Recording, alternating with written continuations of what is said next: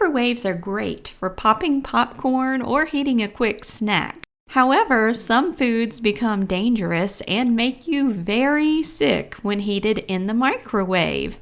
I've compiled a list of 7 items that should not be microwaved.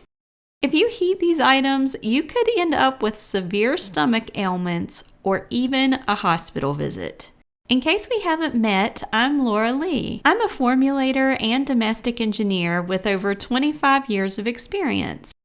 My channel aims to help you create the home you want using the things you have. If you're looking for ideas to keep your pets and family safe without breaking the bank, please consider subscribing. Now let's get started to keep you and the people you love from unnecessary illness. The number 1 food you should avoid heating in the microwave is leftover rice of any kind. There is quite a significant risk of food poisoning if you reheat rice in the microwave. The humid environment in rice allows bacteria to thrive, producing toxins that cause 2 types of illness. The first illness is diarrhea. The second is nausea and vomiting. The only way to prevent getting sick from rice is to heat it near boiling. Then keep it above 140 degrees Fahrenheit until you are ready to eat it. Throw out any leftovers. This is one food that isn't worth risking the convenience of a quick nuke. The number 2 food you should never microwave, with one caveat, is leftover potatoes. You can microwave pre-cooked potatoes provided they are placed in the refrigerator immediately after being cooked the first time. If not, botulism bacteria can quickly reproduce before refrigeration.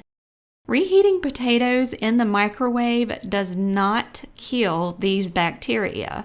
Leftover potatoes can make you very ill if they are not refrigerated soon after preparation. Make sure those twice-baked potatoes cool quickly after the first bake. Otherwise, you may end up missing work or even in the hospital. The number 3 food is famous for making people deathly ill. It may seem like a tempting shortcut, but under no circumstances should you ever cook raw chicken in the microwave. Reheating fully cooked chicken is fine. Raw chicken is not.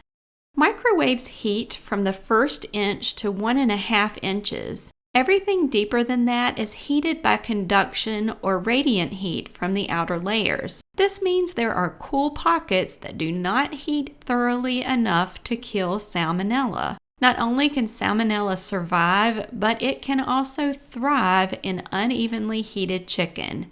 This will land you with a terrible case of stomach ailments in the least, or in the hospital at worst.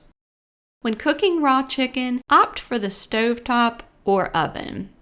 Number 4 on my list of foods that can make you very ill if microwaved is lunch meat. This is a particularly alarming fact in pregnancy. We are cautioned against eating cold cuts due to the risk of listeria. A quick workaround is to heat a few pieces of lunch meat in the microwave. This should ward off listeria infection. The problem arises from chemical changes that occur when the lunch meat is microwaved. Lunch meat is treated with nitrate to help maintain its flavor and color. Nitrate isn't the best thing for you, but when microwaved, it turns into something much worse. Microwave cold cuts create nitrosamine compounds known to increase cancer risk. If that isn't enough to concern you, another chemical reaction takes place. Saturated fat transforms into a cholesterol oxidation product, which causes a peak in cholesterol and oxidation that antioxidants can't touch. This is known to contribute to Alzheimer's, macular degeneration, diabetes, chronic colitis, and plaque buildup in arteries. Knowing all of this, it may be better to skip lunch meat altogether. The 5th potentially dangerous food to microwave is dense vegetables such as carrots, spinach, green beans, and green peppers. More than foodborne illness, these veggies are likely to trigger a fire and noxious fumes. Have you ever seen your microwave arcing and been unable to figure out the cause? There was no aluminum foil, so why would there be a streak of electricity pulsating through your microwave? These vegetables, along with many leafy greens, contain essential nutrients such as iron, magnesium, and selenium. While beneficial to our bodies, when heated in the microwave, these nutrients behave like tiny pieces of metal, causing arcing and sparks within the microwave. Left to react too long, these healthy veggies can cause damage or even flames. The microwave can overheat, sending noxious fumes into the air. Worst of all, the flames could spread, causing a house fire. Another note about heating leafy greens in the microwave: the natural nitrates are converted into nitrosamines, which are known carcinogens once microwaved. The sixth food not to microwave can cause eye, throat, and lung irritation when heated in a microwave. In some instances, entire buildings have been evacuated due to difficulty breathing from microwaving this vegetable. Raw hot peppers contain capsaicin. This is what gives them their spicy heat. Capsaicin oil extracted from chili peppers is used to make pepper spray or mace. Once heated in a microwave, the capsaicin is superheated and is released into the air through steam. These concentrated vapors can cause breathing difficulties, including throat and lung irritation. You do not want to mace your family while cooking dinner.